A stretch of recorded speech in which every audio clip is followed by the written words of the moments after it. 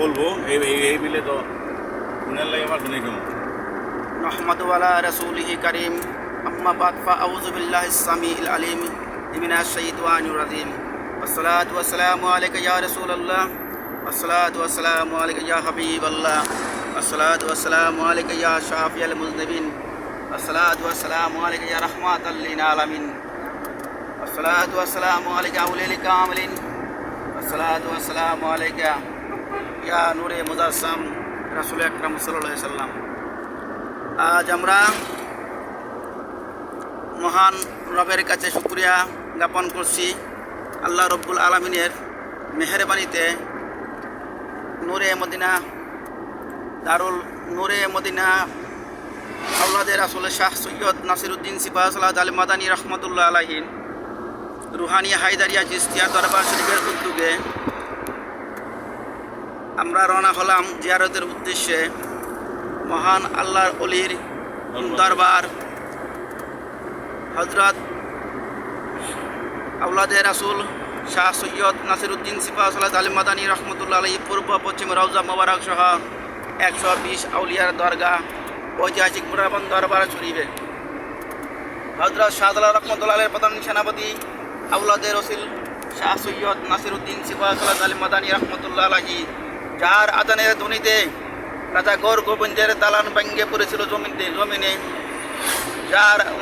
যার আজানের হেকমতের বলে তরফ রাজ্যের রাজা আজানক নারায়ণ রাজ্য ছেড়ে পলায়ন করেছিলেন সে আল্লাহর অলি মহামনি ঋষি আওলাদে রাসূল শাহ সৈয়দ নাসিরউদ্দিন সিপাহ সালাত আল মাদানী রহমতুল্লাহ আলাইহি যার নকশ কদমে 360 আউলিয়ার প্রধান সেনাপতি বাবা নাসিরউদ্দিন সিপাহ সালাত আল মাদানী পূর্ব পশ্চিম রওজাই কেরামতে আউলিয়া সেই মহান অলির দরবারে আমরা জিয়ারতের উদ্দেশ্যে রওনা হলাম হায়দারিয়া চিশতিয়া দরবার শরীফের ভক্তবৃন্দদের নিয়ে।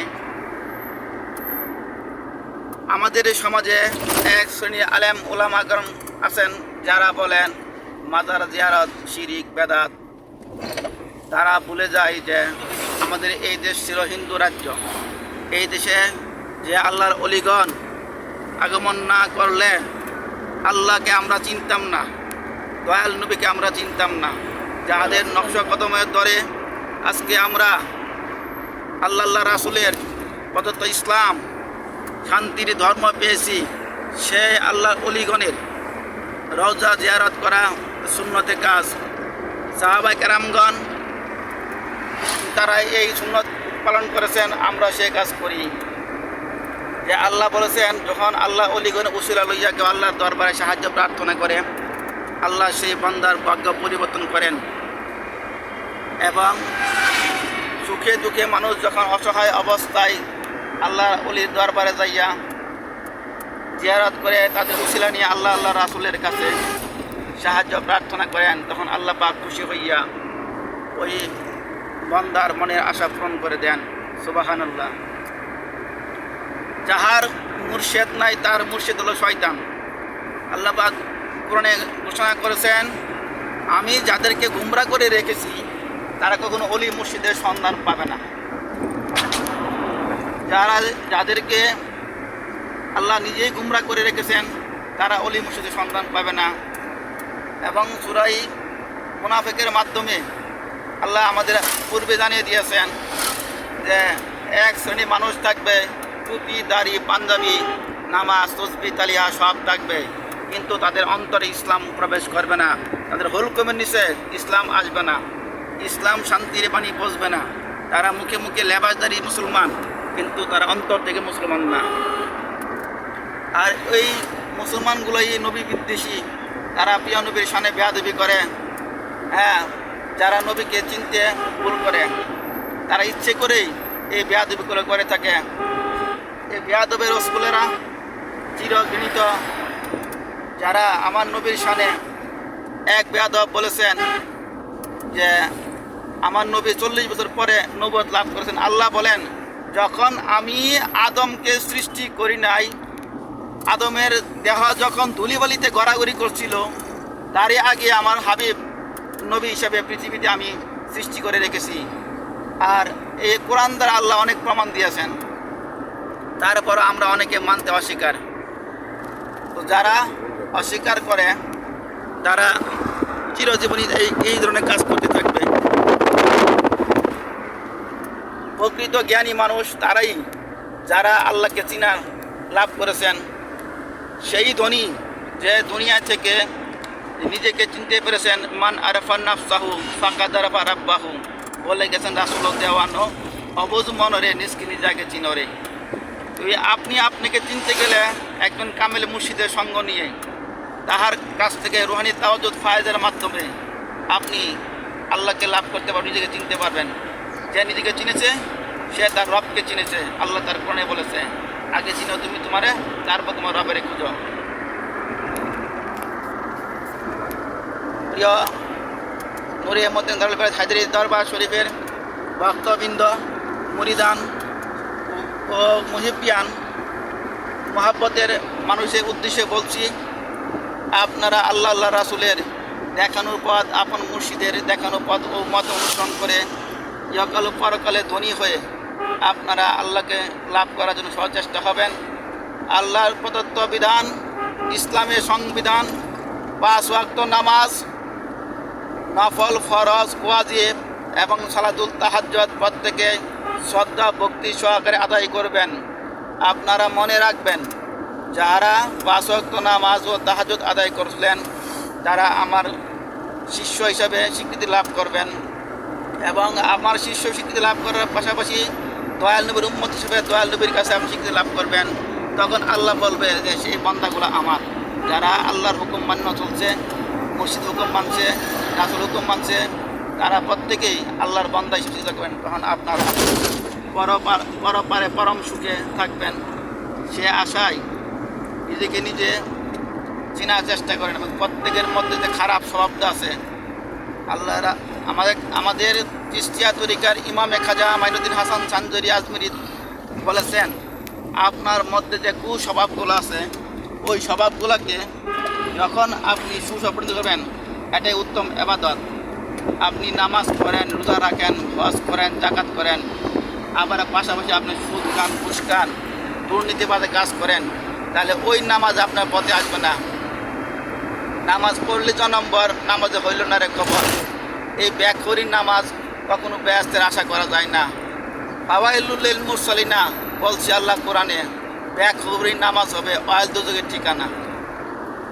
তাই আজকে আমরা এই পথভ্রমণ ভিডিওর মাধ্যমে দেশবাসীর উদ্দেশ্যে বলতে চাই, আসুন আমরা লেবাসদারি মুসলমান না হয়ে আত্মিক মুসলমান হই।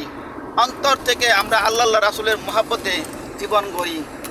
যেই জীবনের মধ্যে কালিবুল মুমিন আরশুল্লাহ, যখন আপনি উত্তম মানুষ হবেন তখন আপনি মুমিন হবেন। হ্যাঁ, ঈমান হলো আমাদের, রয়্যাল নবীকে ভালোবাসা হলো ঈমান। হুব্বে রাসূল ঈমানের মূল। নবীর প্রেম যার অন্তর নাই সে কখনো মুমিন হতে পারে না। নবী পাকের প্রেমকে লাভ করতে হলে আউলিয়া কেরামের সহবত মহব্বতে আসতে হবে। আউলিয়া কেরামের সহবত মহব্বতের মধ্য দিয়ে আল্লাহ রাসূলের রাজি খুশি লাভ করতে পারবেন। যখন আপনি ইমানদার হবেন তখন আপনার কলবে আল্লাহর বাসস্থান হবে। কালবুল মুমিন আরশুল্লাহ, ওই কলবে আল্লাহ স্বয়ং বাস করে। তাই আপনাদের বিনয় করে বলি, হিংসা নিন্দা গুমান ছেড়ে দিয়ে সরল সোজা পথে আসুন আমরা সবাই চলি। প্রিয় নবীর দেখানো পথ, সঠিক পথে আমরা পথ চলার চেষ্টা করি, যেই পথে গেলে আল্লাহ রাসূলের দিদার মিলে। সাহাবাই কেরামের সহাবত মহাবত, আউলিয়া কেরামের ফায়েজরা রুহানি তাওয়াজ্জুদের মাধ্যমে আমরা আমাদের জীবনকে সার্থক ও পরিপূর্ণ করে তুলি।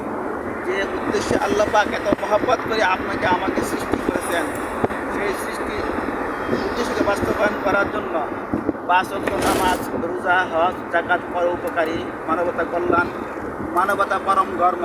যাহার মধ্যে মানবতার কল্যাণ নাই তার ধর্ম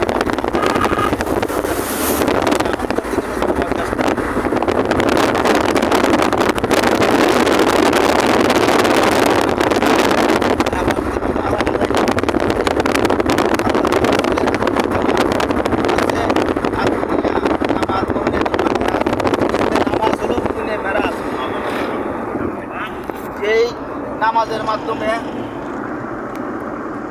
দুনিয়াতে যে মেরাজ হয়, মেরাজ আরবি শব্দ বানাত সাক্ষাৎ, আল্লাহ এবং বান্দার সংযোগ হয় নামাজের মাধ্যমে। আসুন আমরা ওই নামাজ করি, লোক দেখুন আবাদত বন্ধ করি, অন্তর থেকে আল্লাহকে ভালোবাসি, রাসূলকে ভালোবাসি।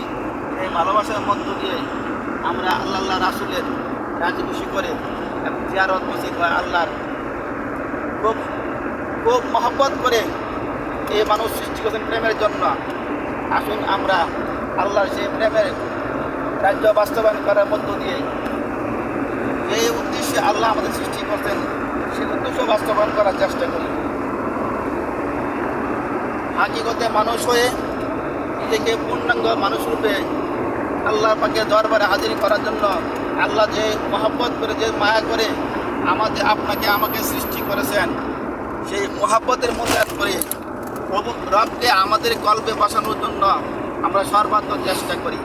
আপন কল্পে আছে খোঁজা, পিছিয়ে কেন খোঁজা বাহিরে।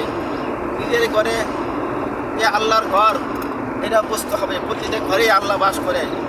ওই ঘরে নবীকে রাখার জন্য চেষ্টা করেন। যখন আল্লাহ রাসূল একসাথে কি করে থাকে, তখন আপনি কামেল মোকামেল মানুষ হিসেবে স্বীকৃতি লাভ করে মহান রবের কাছে সম্মান ও ভালোবাসার পাত্র হবেন।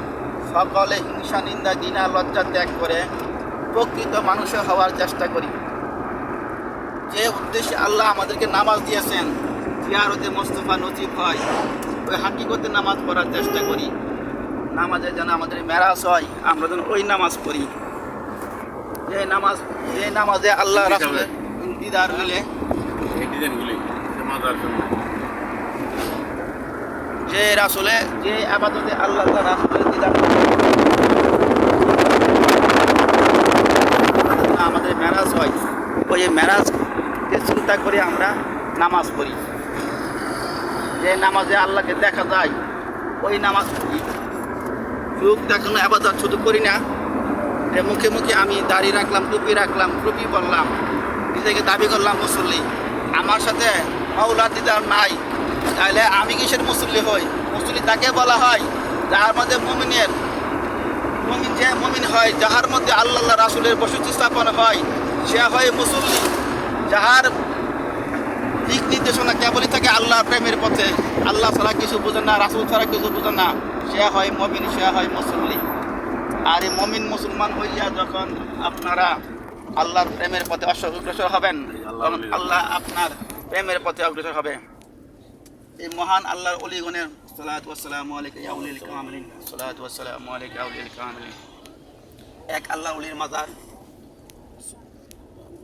শটিং সরা জায়গাটার নাম। এখানে একজন আল্লাহর মকবুল ওলি প্রেম বাগান সাজাইয়া অবস্থান করিতেছেন।